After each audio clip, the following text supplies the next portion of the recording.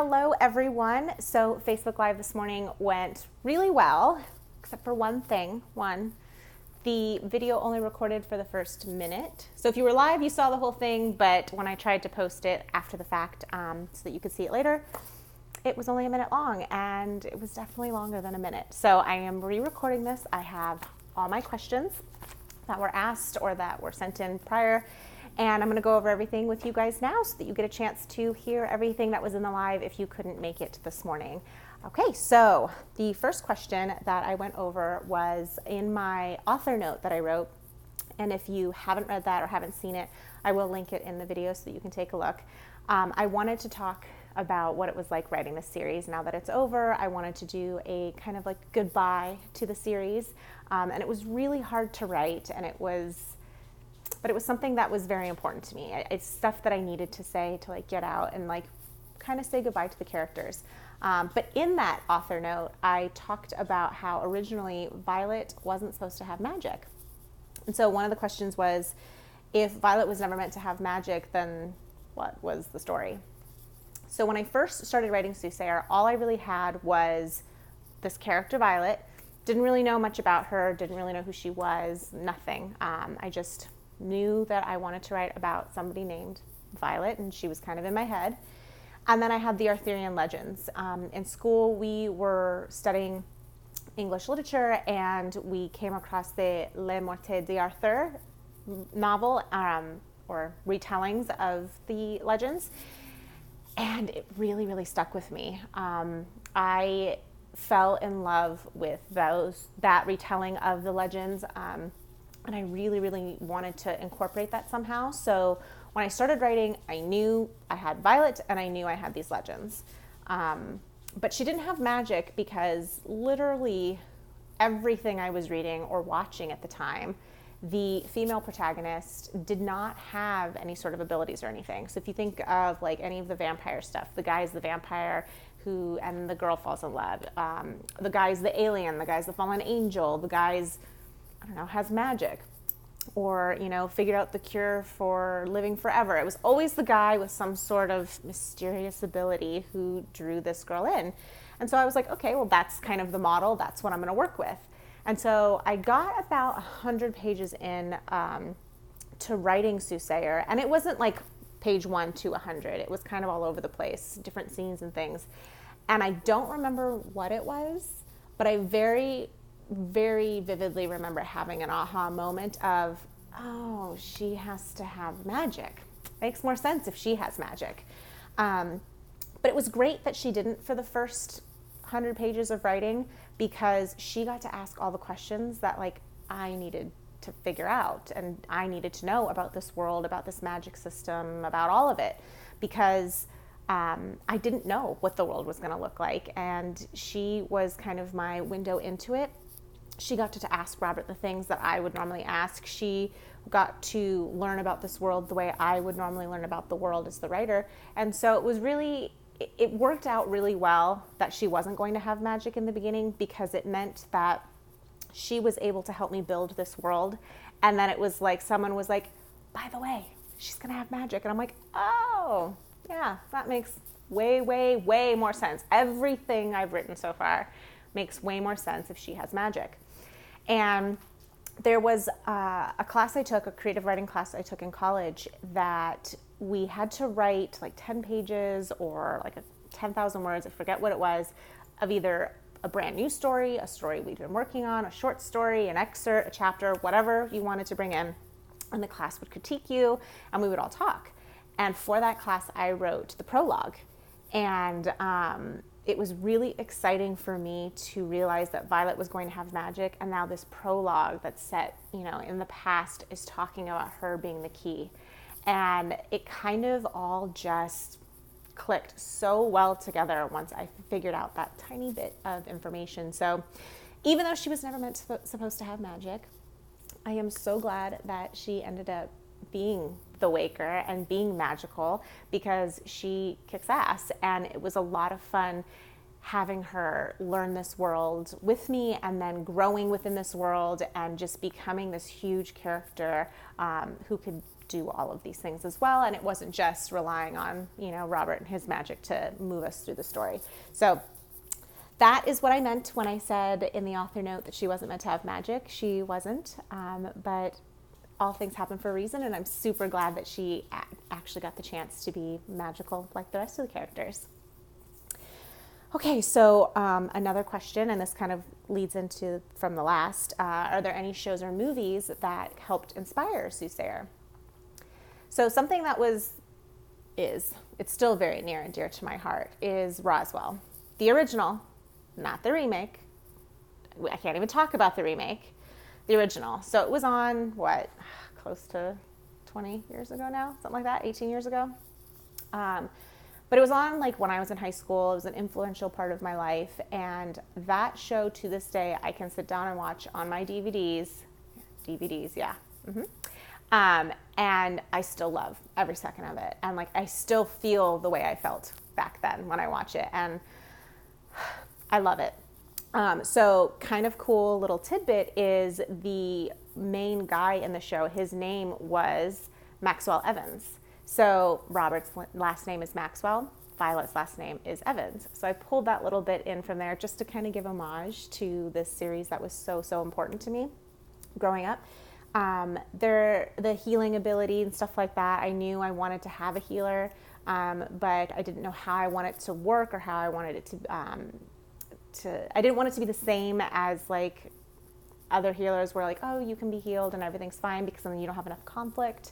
If he can always just fix all the problems, there isn't that threat of death. So I knew I wanted to do something different, but the healing definitely comes from Max as well, because that's his alien gift, is that he can do that. The fact that that story had such a big influence on me. And again, she didn't have powers. She was just a normal girl and he was an alien. And so that influence of one being special and the other being more normal was so prevalent and in my head that it took me a little bit to break out of it. But that story, that show was a huge, huge impact on Soothsayer when I first started writing. Something else that was really obviously is all the Arthurian legends. There was a show on Showtime or Stars, it was a while back now, but it was called Camelot, and it was phenomenal. It would do really well now because it was very Games of Thrones-y. It was dark and twisted, and there was blood, and it was your typical Showtime, Stars, HBO kind of show. They went for it. For whatever reason, it didn't grab the audience the way I wished it would have, because it was so good. I loved that version. The Morgana in that version is definitely the Morgana I see in my head a lot of times when I'm writing her. She is fearsome and so much fun. And that show kind of had an influence on who Morgana became. So that's another show. Book-wise, I would say the retellings that I read in school, I asked for that for Christmas one year. So I actually have that entire book and I read through it. I have little notes, and it's fun to go back and read kind of the original text. I mean, it is a retelling, but it's so old that you don't get that same feel for the legends that you do now when you read interpretations or text. So that's a huge influence as well. I really, really loved reading those stories. I love digging into them, and they can be cumbersome because there's a lot of characters, but it's a lot of fun.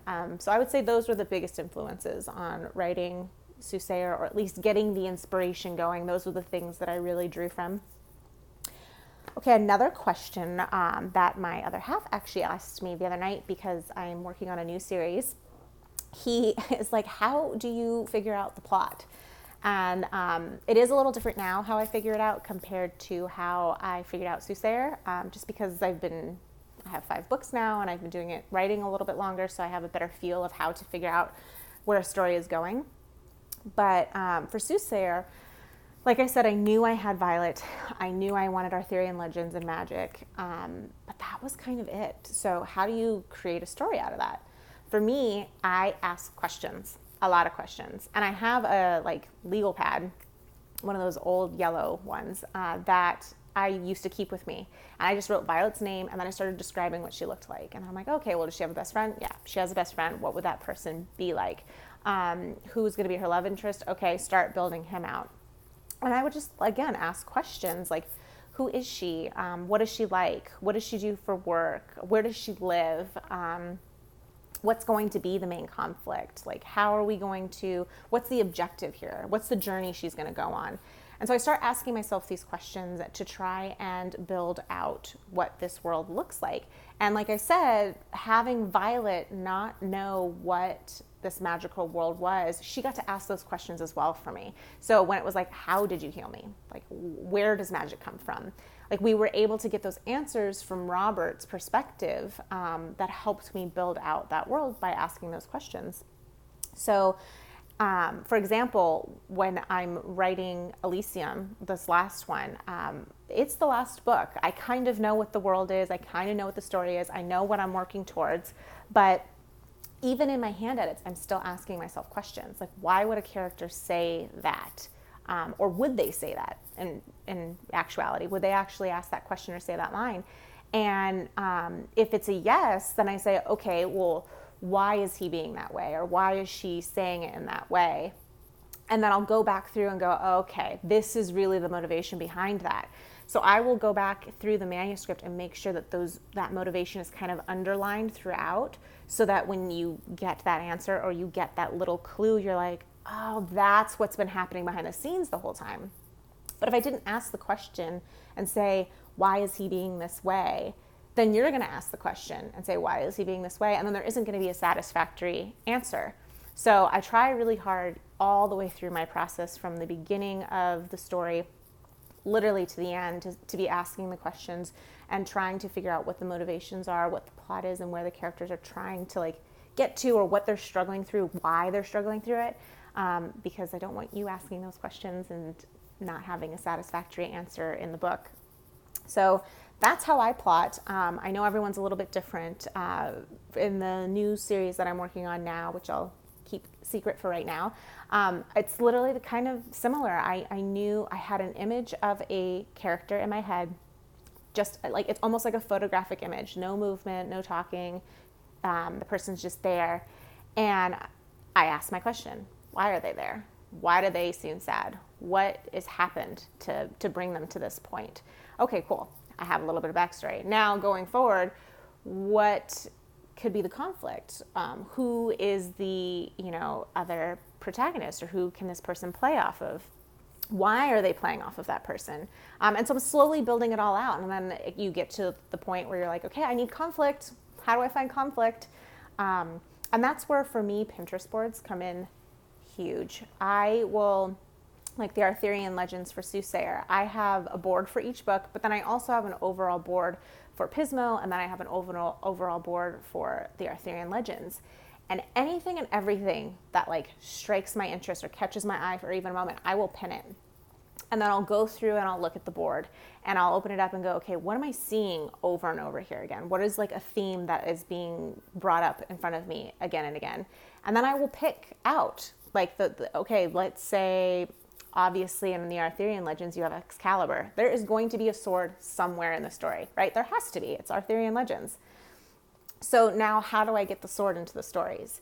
And then that becomes the fun question. Okay, I want to use Excalibur. How do I use Excalibur? Where can I use Excalibur? How can I get it in there? And then you start building out, okay, well, I could have her need it for waking the Lady of the Lake. Okay, but now is that kind of silly just to have a sword? And then you start building and building and building. And that's kind of how I do it. I just take one little kernel, one little something, a picture, a photo, whatever it is, and then I start asking questions, and that really helps me build out where I'm going with the story. The characters also help out a lot as well, because I'm much more of a character writer and then a plot writer. I don't need my characters to hit plot A, B, C. Like, I don't need them to hit those points. I need them to live the story that they need to live. I, for the most part, know the direction I'm going in. Like, I've always known the end of Elysium. Not always, but like halfway through the series, I knew where we were working towards. But I don't need to sit down and write like an outline and say, okay, this has to happen, this has to happen, this has to happen in order for us to get to the end. It's more organic. I let the characters kind of take me and like do what they feel is natural to them. And then I work towards the ending based on what they're giving me. It's kind of funny, actually. I've known for basically the entire series that what happens in the end of Elysium is going to happen. I remember sitting in my family home at the kitchen table, and I kind of looked up and I was like, yeah, this has to happen. And my dad's like, that can't happen. How are you going to continue to write if you do that? And I was like, yeah, I guess that's true. I have to figure out how to make it happen and still tell the story. So it's kind of funny because I put it on the back burner. But what ends up happening with Violet and Robert towards the end of Elysium, I've known that moment has been coming for a very, very long time. So it was nice to finally see it to fruition, and it was nice to have the character growth that happens throughout all of these books and then have that moment happen. But it's cool. It's cool that I knew that I was kind of working towards that all along. So yeah, that is how I plot and figure out my stories. If you have any questions on that or are curious about more of the writing process, leave a question or message me. I'm happy to answer or talk more about it.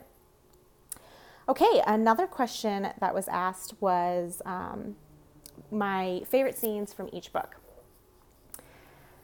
Okay, so Soothsayer, it's kind of an odd favorite scene, but I think it's my favorite because I was on the writing end of it.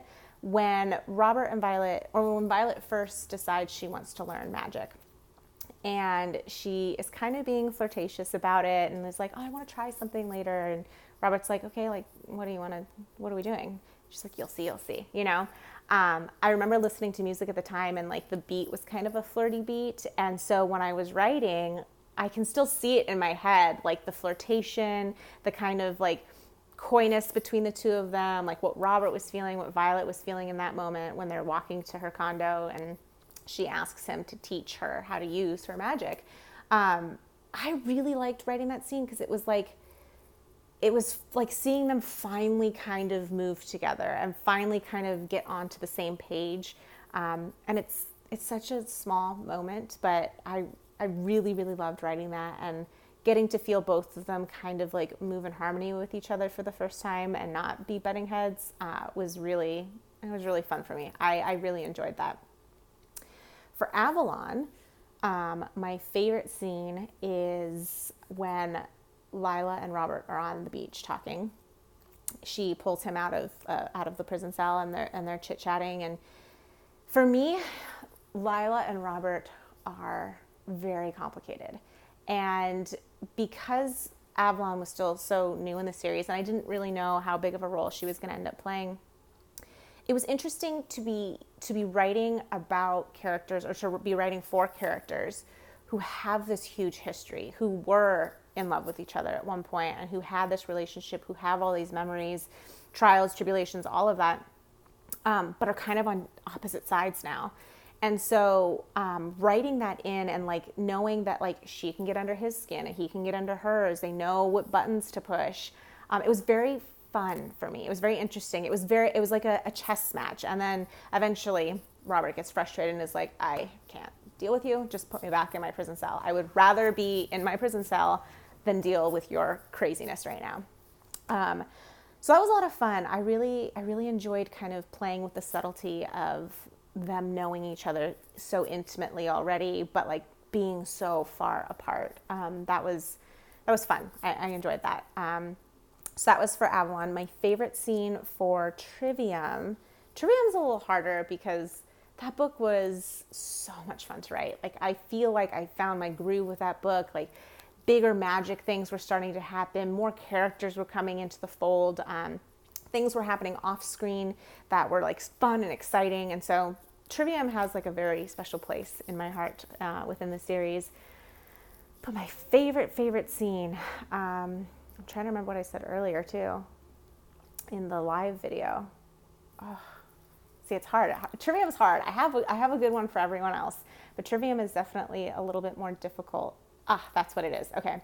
So when they are at Graham's cabin and Violet and Robert are learning how to use their arcane magic for the first time and connect through that bond, that was so much fun to write because I didn't know how that magic was going to work. And so them getting to explore that for a chapter and feel each other's magic, learn each other on a new level, that his magic, though she felt it before from him healing her, it was different. It was more intense when they connected. And the fact that now Robert could connect, and if she didn't have her walls up, they could have a vision together.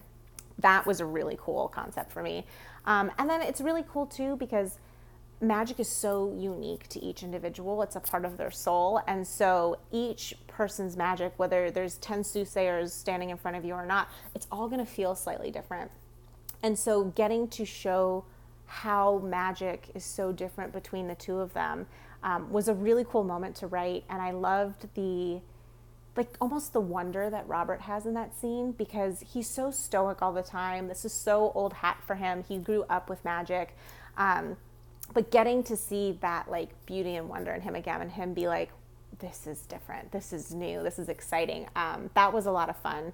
And then again too, it's them connecting in a different way that allows them to learn each other a little bit more, pushes them a little bit closer together in a way that maybe others could never understand.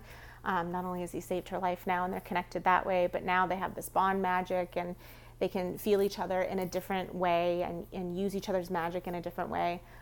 So that, hands down, I think that is, I have chills right now, is my favorite scene in the series for, or not in the series, for Trivium. I really, really enjoyed writing that and figuring all of that out. And their bond becomes such an important part of the rest of the series. So that, I would say that's the one. That is definitely the one.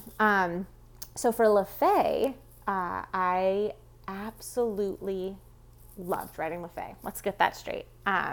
Morgana is so much fun to write. She is badass. She takes no prisoners. She wants something, she's going after it. She's got a goal in her mind, and no one is going to get in her way. So she was a lot of fun to write. And again, I kind of pulled from the show Camelot. That Morgana is so brutal. She belonged on Game of Thrones. She was so brutal. So I kind of pulled from her and kind of tried to give my Morgana some of those tendencies, even though we do see other sides of her, which I enjoy. But favorite scene is, and I guess this is a spoiler if anybody hasn't read the book, but when she comes over when she arrives on Avalon, and we kind of see her get her bearings, and we see her gather her followers, and then she stages a coup and takes over in a spectacular fashion. When we realize that Ian's really there for her, and he slits Aiden's throat, and they just make everyone bow down to them. And that whole scene where they're in that big room and everyone's there, and she's just like, bring it on, let's go, this is my house now. I really, really loved writing that scene. That was so much fun. So that's my favorite for LaFay. For Elysium, I have a few, but I know that not everyone has finished reading it, and I don't want to give away any spoilers. Literally in the end of chapter 1 is when spoilers begin, so I can't really say too much, but I do have a few favorites in Elysium that I really, really enjoyed. There is one scene towards the end when I was writing it. I was listening to music, and it was really late at night. I had been writing all day, kind of tired. It was dark. I just had my computer light, and I'm writing away. I'm just crying. And my other half walks out and is like, "Are you okay?" And I'm like, yeah, it's a lot. So that is one of my favorite scenes, and we can talk more about that later. But yeah, Elysium was a lot of fun to write, and I do have a couple in there that are really still sitting with me. I think the one where I cried will probably sit with me the longest. That no other scene that I have written has had that effect on me. I knew it was coming for 2 years now, but when I actually sat down to write it, I had to feel everything that all of the characters were feeling, because they're all reacting to this moment, and it was a lot. It was a lot of emotion, and it was overwhelming, and it was an amazing moment within writing the series. So I won't give spoilers, but I do have favorites. Okay, so another question. Let's see, the hardest scene to write.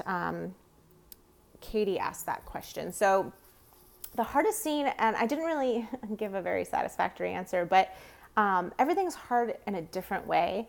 Battle scenes or fight scenes tend to be really difficult because I write in first person.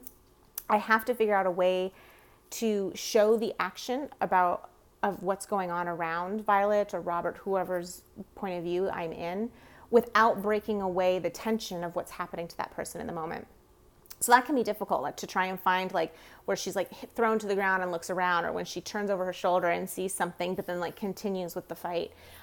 So it can be tricky figuring out the balance between just showing what's happening to her or kind of making this bigger picture. And so a lot of times she'll hear things, or she'll see something fly by, or she'll hit the ground because somebody took her down for a second, and she'll like see what's happening kind of around her as she's gathering her wits. So those are kind of difficult to write. Again, the scene in Elysium that I cried emotionally, it was difficult to write. That's the hardest emotional scene I've had to write. So I would say that's definitely on the list. But just writing the different dynamics of the characters and figuring out like, okay, this event can happen to all of them, but they're all going to react differently. And so how do I show them reacting differently? Because different people react different, right? So I can't have them all doing and behaving the same way. And so that can be difficult at times because you have a tendency to just be like, they're upset, they're sad, they're happy, whatever it is. But everyone is going to react differently. So finding, the little minutia of things that makes characters behave or act or say different things can be difficult at times. But learning everyone throughout the series, I will say in Elysium, it became much easier. When I was doing my hand edits, there'd be a line by Robert, and I was like, yeah, he would never say that. And I would rewrite it in his voice. But like when you're first drafting, you're just getting it all out. And like the intention stays the same, or the meaning of the sentence stays the same, but it's phrased in his voice instead. Same thing with Jake, the way he reacts to certain things, or the way Brett would react to certain things is very, very different. And on first pass, I might write it kind of similar, but going through, it's easy now for me to go, no, this is Jake, this is Brett, this is Robert, this is how they would react to things. But in the beginning, it can be quite hard because you're still learning all of these characters. And especially in Soothsayer, you don't get to spend a lot of time with each of them. You're more with Robert and Violet. So I would say that is the hardest. I know that wasn't really an answer, but the hardest scene, but that I would say is kind of the hardest stuff to work through. Let's see. Do I have a favorite character? This is like so hard. I can't pick a favorite character. It's like picking favorite pets or kids. It's impossible. I will say that I do really love Alyssa. She is so interesting to me. She is a scientist at heart, and she has loyalty to no one but herself. And so it was really fun to get to write her because you don't really know what her motives are. Like, why is she doing the thing that she's doing? Why does she want to experiment? Why is she with these people over here or on this side of the war? And things change for her. Things kind of move and shift, and she kind of rolls with the punches. And she has her goals set in mind too, and she's very strong, and she knows what she's going after. And she'll kind of do anything to get it, but she's not brutal in the way Morgana is. And so she was very interesting to me. I really liked her. I really enjoyed her. Another character that I really like, just is so much fun, again, is Morgana. Getting to write her has been so much fun. I could have written so much more for her book, but she had a story that I was trying to tell and get through. And so the other stuff just didn't make it into the manuscript because it wasn't important to the story I was telling for her. But she was awesome to write. I loved writing her. And then, of course, Robert and Violet will forever have a place in my heart and be special. Yeah. I'm not going to say they're my favorites because that would be mean, but they're kind of my favorites. But I love everyone. I love all the characters. And I love that in Elysium, we finally get to see like everyone in this book. Everyone's in here. Everyone's, together, fighting, battling it out. We get to see the dynamic between all of these characters that we've been living with and reading about for however many years now. So that was a lot of fun. It was really fun getting to see everyone on the page interacting with each other and the different tensions that arose because of it. Okay, so that was kind of the gist of the live video. There is so much more I could talk about, so much more I could say. If you have any other questions about the writing process, about the books, if you want to know more about a character, that was one more thing I said about favorite characters. William Maxwell, who gets the prophecy in the beginning of Soothsayer, and then we have his journals throughout. He has always been the easiest character in the world for me. He came to me and was like, talk to me, I have stories. And I was like, okay. So he's always been the easiest, most accessible for me. He's so much fun. And I do have his journal. Like, I will write in an actual journal a date and then just like what he's feeling that day or what happened that day, or, you know, funny little stories that I mention offhand in Soothsayer. I have a whole page of like what actually happened. So he is a lot of fun. He's got a lot of stories to tell, and he's a fun-loving, interesting character. And maybe one day I'll finish writing his journal and getting through all of that and his story, and we might see that in the light of day. We'll see. No promises. But he was always somebody from the moment I wrote that prologue. He stayed with me and wanted to be involved. He's like, I know this isn't my story, but I have stories. So William was awesome. That was the other thing that I had mentioned in the live video. But again, if you have any other questions about the series, if you want to chat about certain characters or scenes or just anything, feel free to leave a comment. You can message me. I will link the author note in the video below so that if you want to go back and read what I had to say about writing this series, you can. But that's it for now. So I will see you guys soon. I hope everyone's enjoying Elysium, and I can't wait to hear what you guys all think. Bye.